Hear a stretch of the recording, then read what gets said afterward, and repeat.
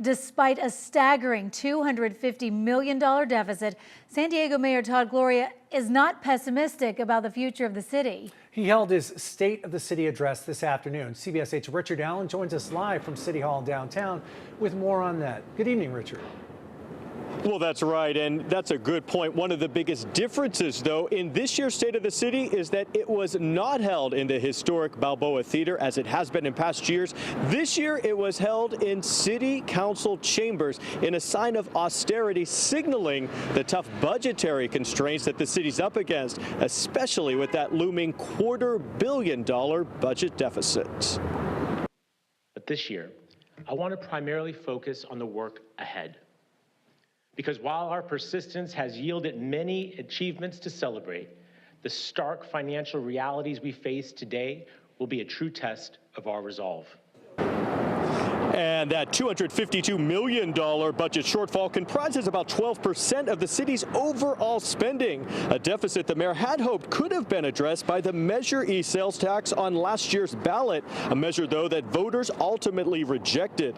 Now, so far, the mayor has frozen all non-essential hiring, and he said today that the city is in the process of evaluating all of the city's current property leases, either ending or renegotiating ones that don't make financial sense for the city. Now, he also pointed out some of the progress made, touting a lower overall crime rate.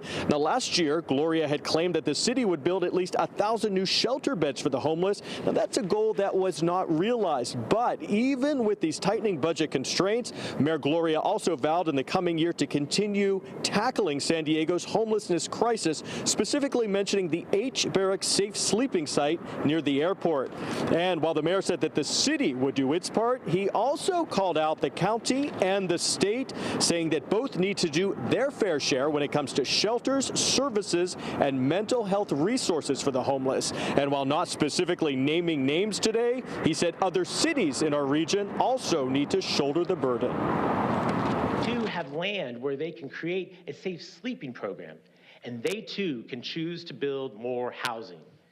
It's long past time for all cities in this county to do their part and not simply rely on you, the taxpayers of this city, to continue to foot the bill. And this mayor also said that the city will focus on creating more housing for working class families, including more starter homes like townhouses and condos.